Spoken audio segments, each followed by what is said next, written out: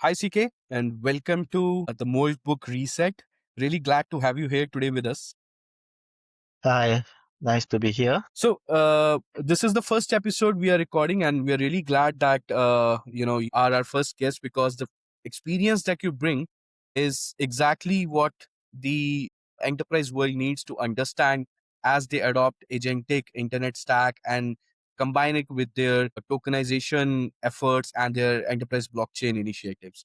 So, after the Moltbook reset, there is one major question that has come up: where do blockchains fit and don't in the agent internet?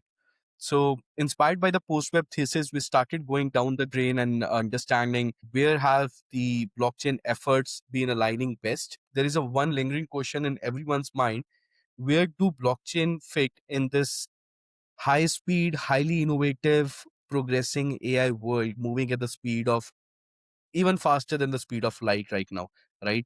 So that's where we came back with a understanding that this is a situation where we need more information out. We need to understand more how this agentic internet is fitting into the previous efforts in tokenization and the blockchain world. Are the old initiatives and the old research in the tokenization and blockchain really fitting this agentic internet, or everything that we have done is in vain? So with that brief intro, thanks for your time today, CK, and I'm looking forward to this conversation with you. Before I get into the questions, definitely I think the best starting is a warm intro. Please share a brief about what you do and what you have been doing and your work in the tokenization and blockchain space. So I'm CK. I'm the COO and acting CEO for SBI Digital Markets. I used to be from the financial industry, working in banks, and so now I'm working at the intersection of bringing regulated capital markets, tokenization, and bringing it in uh, to the Web2 as well as the Web3 institutions. So I bring in real world assets like IP rights, private markets, structured products onto the blockchain infrastructure in a regulated and compliant manner. And I think what's interesting now is that tokenization is decoupled from crypto already. Right? It's really about using the technology to make financial assets, real world assets, machine readable.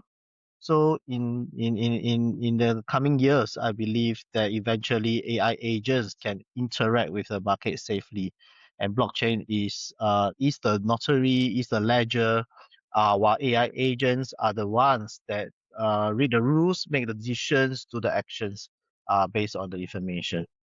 Amazing, amazing. Thank you so much for that intro, CK. And as you mentioned, regulated securities, right? You are basically at the forefront of a very revolutionary shift in the financial ecosystem, right? It's challenging all the first principle theories that we ever had in the financial markets with the doors that tokenization, blockchain, and now AI agents are opening, right? So give us your boundary map when you think about regulated securities. What must be on chain and what absolutely should not be on chain? So in my mind, what must be on chain is asset ownership, and that really relates to a lot of laws, legislation in each country, whether the asset ownership of the assets are um, from a token rather than from a traditional asset. Uh, the second one is transfer rules. Transfer rules should be on chain so that they can efficiently bring the asset from one jurisdiction to another, from one party to another. Settlement must definitely be on chain.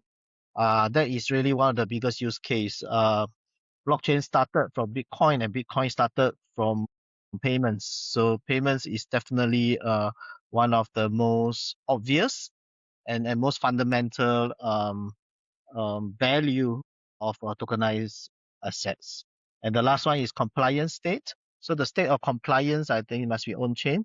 So that a lot of the programmable compliance, a lot of KYC checks, regulatory checks, and AML checks should be done on chain. What should not be on chain, I believe that data itself, especially personal data, should not be on chain, because a lot of the data in financial assets are confidential. a lot of the data reach a lot of there's a lot of regulatory implications. There's a lot of IP to data like trading strategies and so on. So data itself the information itself should not be on chain. So basically, verification of data can be on chain, verification of processes can be on chain. However, information itself should not be on chain. And also, cost wise as well, if you put all the data on chain, it's going to be very expensive to move the data from point A to point B. Understood. And very valid point. Putting data on chain is just going to increase that size of the distributed ledger, which will defy the whole purpose of having that distributed proof of verification and authenticity on chain. So, but to summarize this, when you say ownership and ownership of data and not the information, so we can call it as data trust, right? So as I understand, there are three major things that are required to be on chain, that is compliance, settlement, and data trust.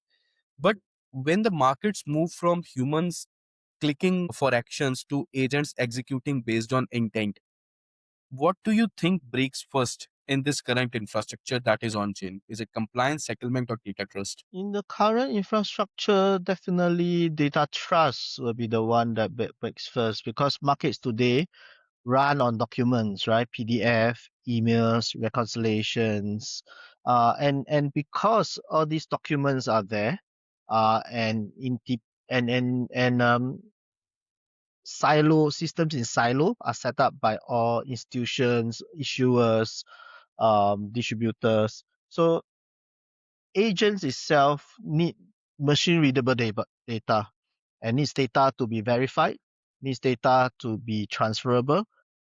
Without these, the automation will break immediately. So I think that the markets aren't ready for agents because a lot of the markets, financial markets are still running a lot on documents itself. But from that aspect, then this data trust problem, it's not just because for the financial or trade fi markets, then this is common across all markets. What you say that whichever markets where AI agents are taking over the action and they have to, execute based on intent. If they don't have the data trust or if they are using data trust right now with it in its current state, it's not that effective. Markets have not prepared themselves to build that data trust stack that agents need. Yeah, so so the first thing to solve, I think, from the current infrastructure across different financial markets is first data has to be machine readable, right? And blockchain actually is one of the solution to that because if you look at all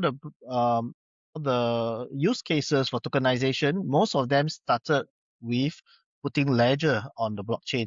And putting the ledger is a blockchain is really replacing documents, replacing siloed systems, and having a verifiable, have a common registry that every party can access. Absolutely. So, one of the lingering questions in my mind when talking about on-chain markets and the scale of tokenization, as you were mentioning, how tokenization started being a shared ledger and it started good. It killed one of the major challenges in the current markets of ownership and distribution, but it still came to a halt when it came to secondary markets, right? And that's where everyone has been talking about how AI agents can solve this. So, what's real in 2026? Liquidity has been a big bottleneck for mass adoption of RWAs. That's one of the lingering questions we all face in all the conversation, all the forums, all the events, right? Everyone wants liquidity for their tokenized assets. So, for regulated security tokens, what's the most realistic path for getting these secondary markets? Is it more financial agents, or what do you think it is? Think that for many years, as you rightly say, secondary market in every country that I know of, secondary market in every venue, every country, secondary market is lacking. And this actually caused a lot of issues. I think, in my opinion, the industry actually moved backwards because a lot of venues come out and did not create the liquidity in the secondary market. And because of that, a lot of investors who lost the trust in RWA, in tokenized RWA. And once they lose the trust, it takes a much harder time for them to want to try again. And I think I've been telling everyone for many years that tokenization is not a secret source of new money or secret money out there. There's no pool of money out there that just because you tokenize your asset, liquidity will suddenly happen, investors will suddenly happen, right? I think what tokenization solve first is friction, right? So to use the technology to solve the friction, and then liquidity will come later. Tokenization doesn't create the liquidity by itself. Liquidity only appears when regulations are there, when standardizations are there, when trading venues align, and assets can move across from one venue to the other. And if you look at the traditional financial markets, it started the same way years ago, right? There's institutional bilateral OTC trading that starts first. And then after that, it goes into regulated exchanges, the likes of SGX, New York Stock Exchange, and so. And then after that, then the cross-venue interoperability came. It's exactly the same cycle that I think any financial product has and venues have to go through. So currently now, I believe that the market is still unfortunately at the part of OTC, bilateral trading, and certain venues have some liquidity for certain products. I think that will grow. Agents will come in to help to grow that, and also regulations. So if you look at the market now, of course, US is definitely the fastest, right? They have regulated exchanges. They have big enough liquidity. A few Asia countries already have regulated exchanges they are running. Singapore, for example, have a lot of RMOs that's running. Of course, the size of liquidity in each of these venues are limited because of the size of the country. Thailand have exchanges for the, Japan as well also has regulations coming in. And if you look at Asia, a lot of the countries are coming out with their regulations as well. Malaysia itself already have regulated exchanges. So the next step, I think that while each of these venues are starting to grow, and I think that over these years, what's happening is not consolidation yet, but really tightening the number the good players out there, basically tightening the number of exchanges in each country. The strong players will survive over the next few years, and then the cross venue interoperability will come in. It's not a technology question. Technology wise, already there's a lot of cross venue, cross chain solutions out there already. It's really a market issue that is still waiting to be solved. Absolutely well put, CK. I think that gives a broader image of how the markets have progressed and where the markets are. And definitely with AI agents coming in with that execution at machine speed, that is where this liquidity problem might get solved with obviously intertwined with the regulations, how they have been progressing.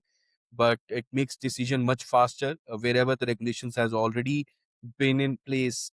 And we don't have the bandwidth to, check each and every jurisdiction for the right regulations and then interact and then, you know, access that secondary market. That's where AI agents come in, where they can automate that decision at scale and make sure that problem is solved. And then finally, tokenization sees its mass adoption movement that we have been waiting for among all our initiatives.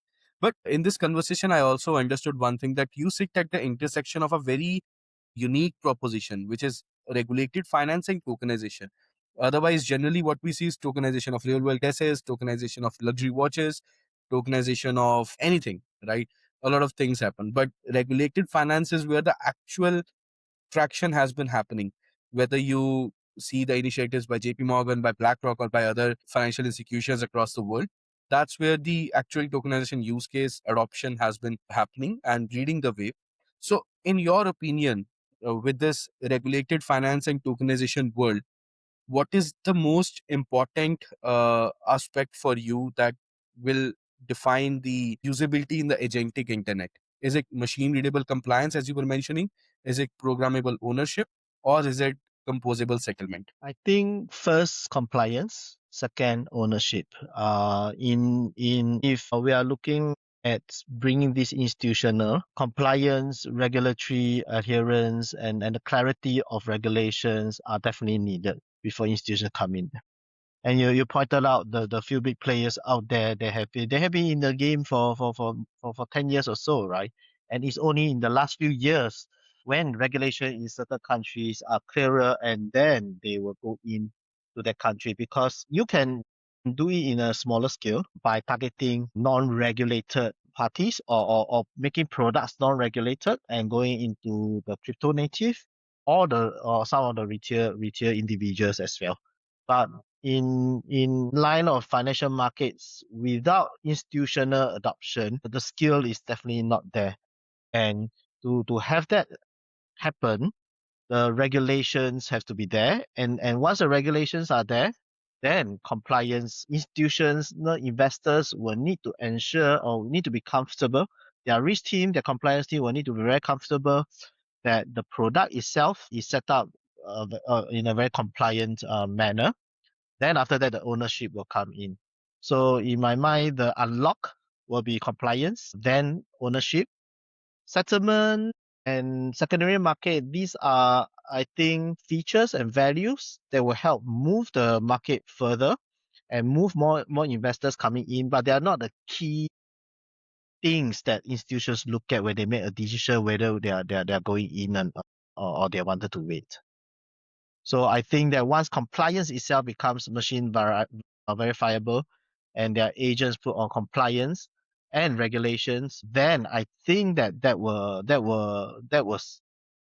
instantly scale the adoption of institutions. And do you think that machine readable compliance, definitely agree with your point that this is the most important component after reviewing, or even in lieu of what Moltbook has shown us, what OpenClaw has shown us, that how agents can act on their own and trade your assets without your permission at a stage where uh, you can't control how your assets are being traded. So definitely machine readable compliance is the first and most important thing that needs to be solved. Do you think this is where blockchain fits the most in this whole scenario? Yes, I believe so. If I'm not wrong, quite a few regulators are looking at programmable compliance and trying to put agents on it now. So I think that is where one of the key factor where intersection between agents and blockchain comes in. And this is an area that only recently, I think the last few years, get more attention. In the past, institutions are still looking at technology. Then they start to look at products and investors. But the compliance the compliance angle is something that usually take a back seat. And I think this is the time that especially right that as I mentioned, there's a separation of crypto versus tokenization of RWA now. So now that both are dealing, both different products are really quite dealing out. So tokenization angle, institutions really have looked at security, look at compliance much more strongly than before. Absolutely.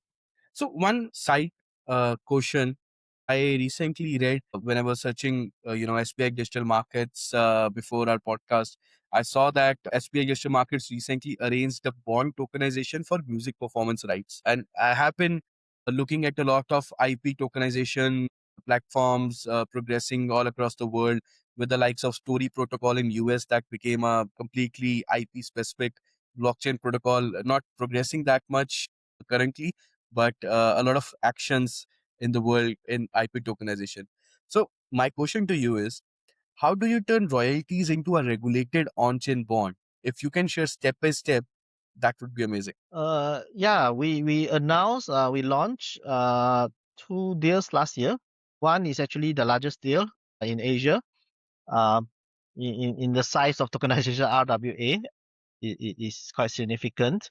What we do was to tokenize IP for new album. And the investors are institutions.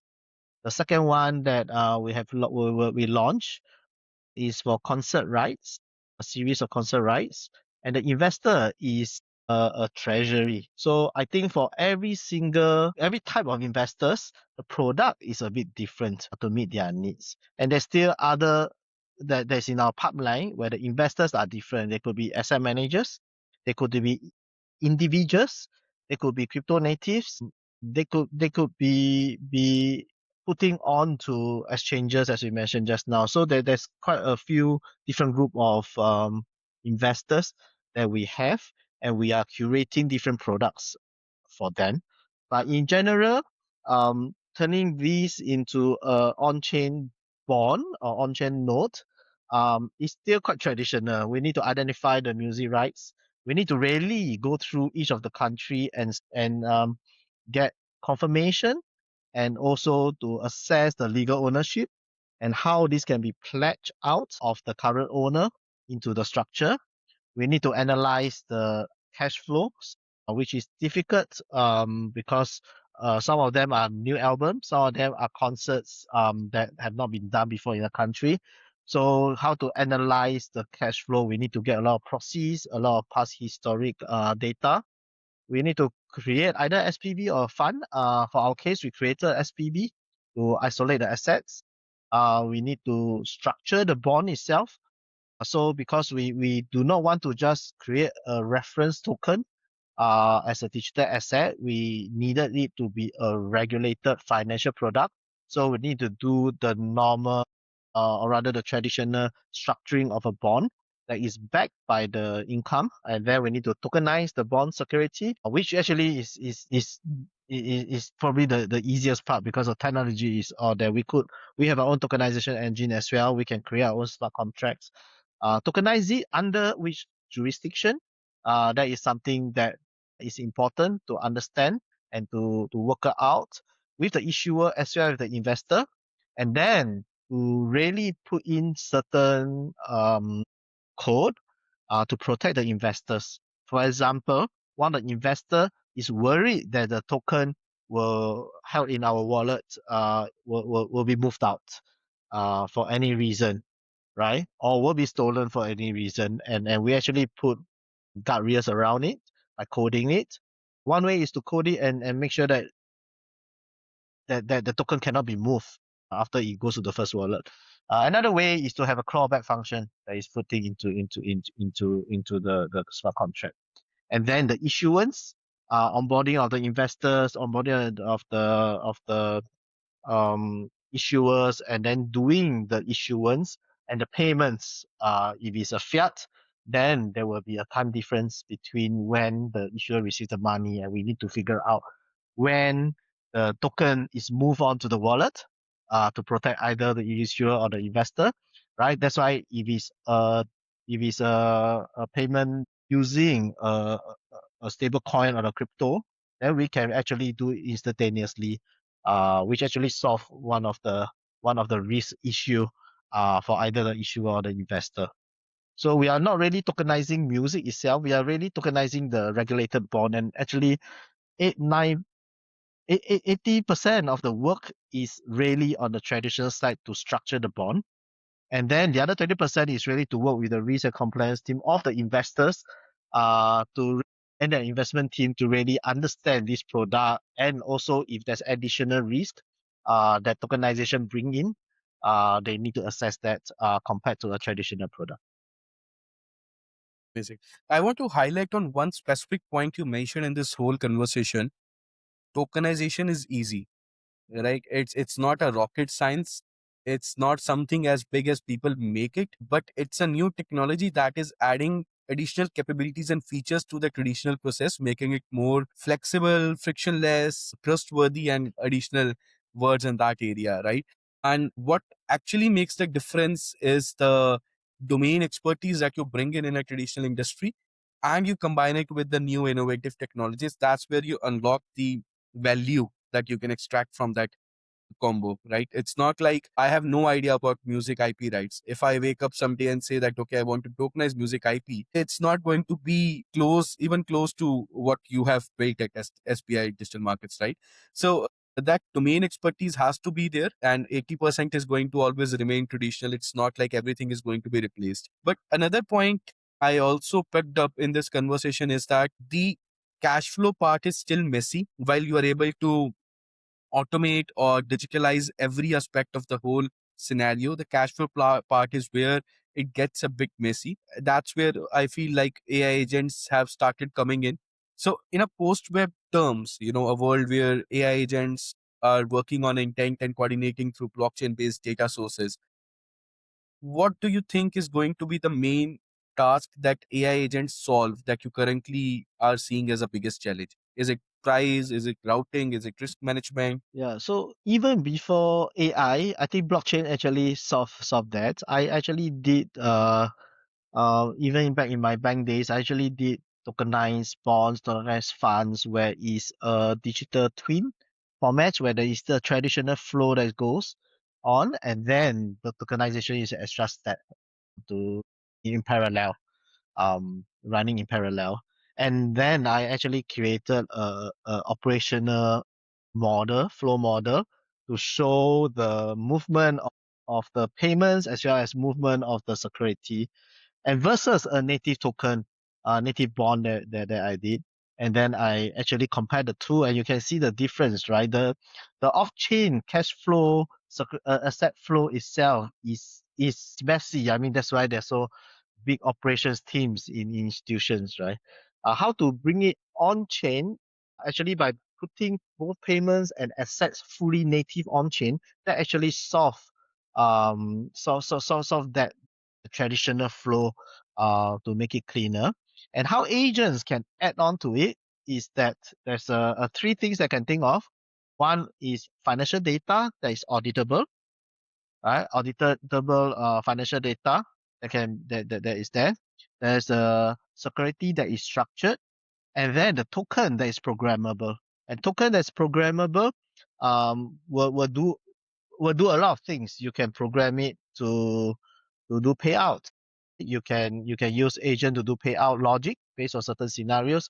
You can do make enforceable ownership without human touching it, right? So I think tokenization itself is normalizing the financial data, and agents, they once you have verified data, you have the logic set up, you have the ownership, asset ownership um, set up as well in the product, then the agents will really change this real world income and cash flow into a very clean on-chain primitive that the agents can price, can route, can risk manage, can move, and can make decisions on without any human interference.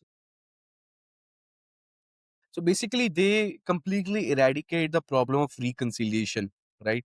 Which has become a major issue in most industries because that's verifiable data through tokenization and blockchain, and because AI agents can take very strong actions, very clear actions. It's a very deterministic settlement, in a word. Yes, I think reconciliation is a big piece of work and is so important, right? So this actually, you're right. This fully remove the need for reconciliations uh at all, right? So operations team, risk teams, portfolio allocation teams, probably will have a less concern if we combine agents into the usage of tokenization. Amazing. So, one other question I had in mind is, while we are on the topic of IP tokenization, and as I mentioned, Story Protocol is one, then there are certain protocols across the world, mainly in Europe and in India as well. Why is IP becoming a serious institutional tokenization category now? Because all we have seen over the past years is Dubai real estate, big stadiums being tokenized, PFPs, watches, carbon credits, and so many more things, right, that have touched the tokenization industry. But IP has started gaining this traction. Do you have any idea? What do you think is the reason of that? I mean, all the products that you mentioned are still there. It's the same as traditional market. The funds, the real estate, the bonds, tokenization of those products are still there for financial markets and investors. And that's because these are very familiar products to them, and tokenization, they could see the difference and the values that tokenization can bring on. So adoption is faster. IP always been a opaque and a market by itself. It's always there, but if you look across institutions, a lot of institutions do not invest in IPs as an alternative product. They are not that familiar with it. The market is also very close. The reason why I think blockchain works so well, tokenization works so well with IP is because this is very very good product to tokenize, um, theoretically, right? The cash flows are predictable, measurable. The yield actually, uh, unlike the traditional assets like real estate, where yield is usually quite compressed in a lot of the countries, the yield for IPs actually have is high. The ROI for IP concerts are quite high, and especially in these markets, and also because technology has improved so far that it's much easier for a music group, for a movie, for a book to go global now. 10 years ago is not as easy, right? 20 years ago it's not as easy for them to go global. So now the potential of IPs going global and going big is substantially higher than before. And it's also uncorrelated, largely to the financial markets. So because of that, and the audience is quite different, right? The audience for a lot of these IP and these concerts, mangas, could be the students, could be the young, non-working people. So there's a bit of uncorrelations, returns that that's that ensure that there's some diversification for investors. So they are looking at it. Um, the regulatory clarity is also important because the IPs itself now don't are not held normally in a country where they originate from. A lot of them actually move out of the country into different structures already in the traditional format, and therefore it makes it easier. For example, if a country does not allow tokenization of such products, but now that the IP is not held in the country and it's actually held in the SPV outside the country and another jurisdiction, that jurisdiction allow this to be tokenized.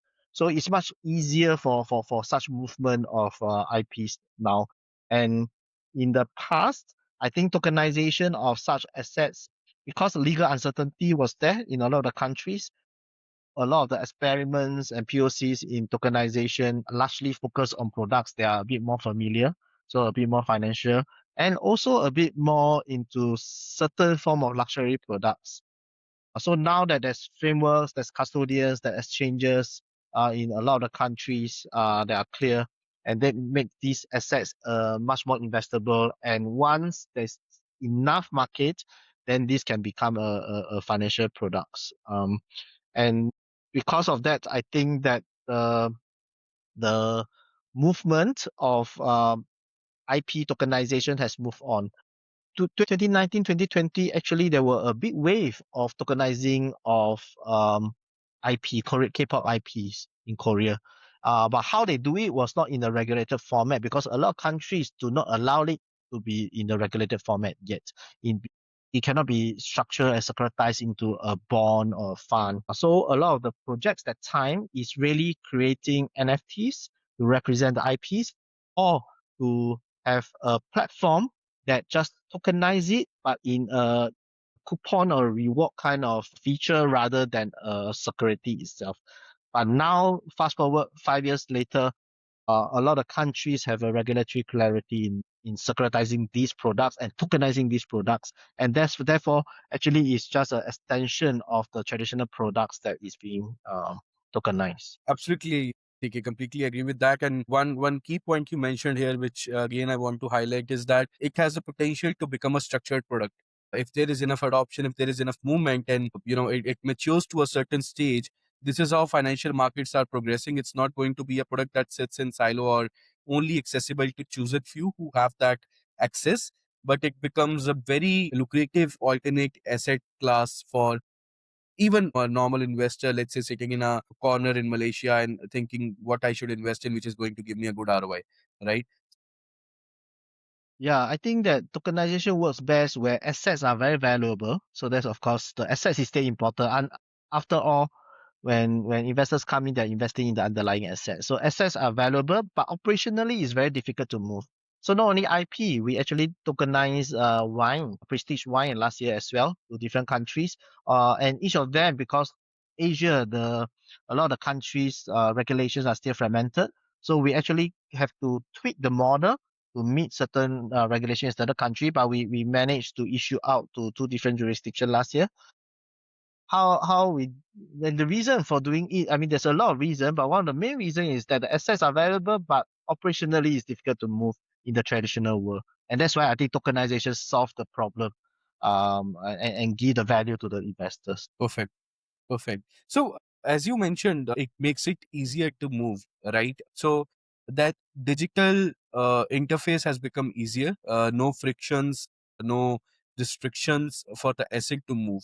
And if we assume how the internet is progressing and in the post-web era, AI agents are the ones that are going to actually move these assets, maybe tokenized assets only, right? Whichever get the most adoption. AI agent that has the intent of generating the highest ROI for an investor, he's going to invest in this IP, tokenized IP shares primarily, right? And so I'm going back to one of the points that we initially discussed, that programmable compliance is one of the major requirements for that future to actually happen. While AI agents today also can move tokenized assets across the board and invest in that, but the trust is lacking, the structure or the regulation is lacking, and that's where programmable compliance is going to be a key factor. So, what, according to you, is the most important aspect of that programmable compliance? Is it identity? Is it policy engines, attestations, audit trails? What is going to be the key in those? I think two things are more important. One is the legal enforceability, and then the second one is the regulatory compliance for each of the jurisdiction. I think jurisdictions specific laws and regulations are still the key factor for programmable compliance to work. And then closely following that is identity. I think identity is important. Is the most important for investor side, right? To really to be able to validate and verify the identity and then move the asset across, making sure that all the relevant checks are there. So I think that these are the three items that are more important for programmable compliance. That's so enlightening, because I have seen when this question comes in any a major enterprise discussion, audit trails have been overly put forward as the most important thing. But in my opinion, audit trails is something that becomes inherent when you're integrating blockchain. It's not something that you're creating separately, right? Obviously, how to use it and how to follow those audit trails, that is a separate thing that is required. But audit trails is not that of a big feature that makes programmable compliance that big of a whole, because it is inherent when you are using blockchain. It's like saying that we use blockchain and we achieved hashing. Hashing is going to be there no matter what, right? So, as far as I understood from your conversation, policy engines is what is really required, where the focus should be. First, identity, which again has become a major focus point right now in most protocols, has to be closely following. But second, there has to be a primary focus on policy engines, where you define that cross-border regulations and governance as well, included in that. Maybe DAOs again come back as a big governing body, but that is where the key to unlock the very fruitful agentic future is. Yeah, so I think policy engines, checking regulatory compliance, checking the laws, should be the key, and then identity, and then the attestations, the audit trails. Yeah, right. As you rightly say, it will be there anyway. Yeah. So I also saw one of the news of SBI Digital Markets that you recently partnered, not recently, but partnered with 21X, which is a fully regulated blockchain exchange in Europe. So what do exchanges like this change about settlement, disintermediation, market structure, and what was that partnership all about? Yeah, so 21X is our one of our partner in Europe. We are strong in Asia. However, we have partners in different countries. 1X was our partner that we brought in a UBS tokenized fund to be distributed on their platform. And I think that what is important about them, they are the first one to obtain approval for the DLT license. And what that means is that everything is on chain for them. So in the traditional markets, you can see the trading done, clearing, and the settlement done. For blockchain markets like them, is the exchange is actually removing the time from trade to settlement. So basically from trade, it will go down to settlement. So because of that, there's less counterparty risk, less intermediaries. The settlement is real time. There's no need to wait for the funds to come in and the 3 days or T+3, T+2, T+5 days of the funds to go in and out. So blockchain removes this a lot of time from the whole market structure in the traditional markets. And speaking about partnerships, you also partner with Chainlink. So how does that partnership fits in into the whole vision of SBIDM? Yeah, so Chainlink is also another of our key partners. We've been working with them for quite a while. We actually work with them and UBS on one of the Project Guardian use case 2 years ago, where we created a digital transfer agent engine, smart contract for the tokenized fund. I think for Chainlink, they have a lot of products out there. The products that is more relevant to us are two. One is cross-chain capability. So we use their cross-chain capability to reach into different chains. And then the second one is compliance. So they have a strong compliance engine, on-chain compliance engine that we use to embed the rules into the asset. Amazing. So, in essence, this is how the tokenization infrastructure uh, becomes more strong with these key partnerships, right? 21x and certain other partners like UBS bringing in that access to the market that markets need, that frictionless access for markets. Chainlink bringing in the compliance engines, bringing that expertise of how it can be easily plug in, and similarly other such partners. So, just curious, what other partners would you want to highlight that are key in bringing your vision to reality?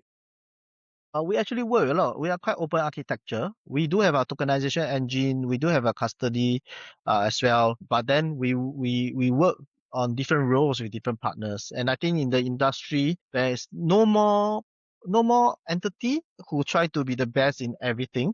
I think everyone is selecting the role they are specializing in and then leveraging on partners on that. So we have partners on distribution in different countries.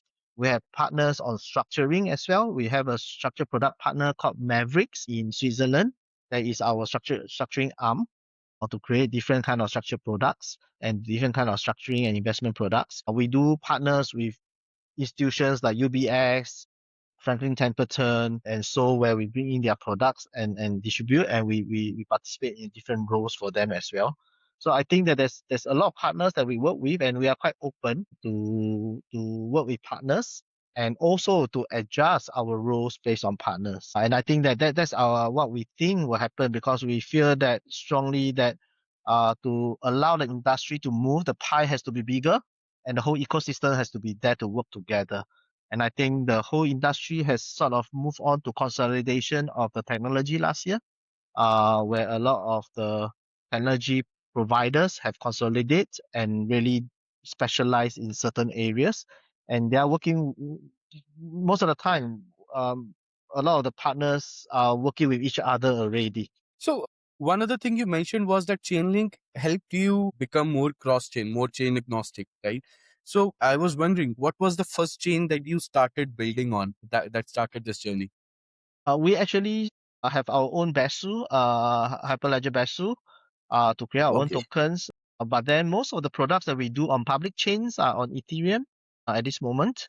But of course, as you see in the market last year, Solana has a lot of use cases, and a few other RWA chains have come out last year as well. So for us, we would not want to. We want to leverage on Chainlink's capability to bridge into any of these chains when there's a business, and we focus on the business side of it where we bring the products over to the chain. I think that aligns very well with your vision that you shared initially, that it has to be a hybrid network where your private data is going to be off chain. The information has to be in maybe a private blockchain or maybe off chain, and then the public one is going to be key for distribution. I know I'm running a bit beyond the time. So I'll probably try to end this with a last question. That is something that I always love to ask all the speakers is, what asset you personally want to tokenize? We have talked about a lot of assets, but personally for you, you have seen the markets head on, you have been at the forefront of innovation in the financial space. So which is one asset that you would see if it's tokenized that it's very fulfilling to you? So the one asset that I really wanted to tokenize, I spent years on it, is IP, which I did it last year. So IP Amazing. was actually one of them. But then to me, I think more importantly is that I believe that asset owners, regardless of the assets, should be able to tokenize their assets on chain easily and to be distributed efficiently to different markets. It could be credit, it could be equity, it could be private, public. I think that what is needed is a template to be able to do this and a market infrastructure to be able to allow that. But in the future, I believe that the future of tokenization will be assets being put on chain easily and being swapped easily and cross easily to other assets without going through off ramping or redeeming it into the fiat form or stablecoin form before going to another asset. That is what I hope to be able to see ideally in the future of tokenization. I hope so. That becomes a reality pretty soon. Again, thank you so much, CK, for your time today. Some really valuable inputs, and really glad to see how markets are progressing and how you have tokenized IP to such a stage where it has the potential to become a matured industry in itself as a structured product for access to everyone as an alternative asset class.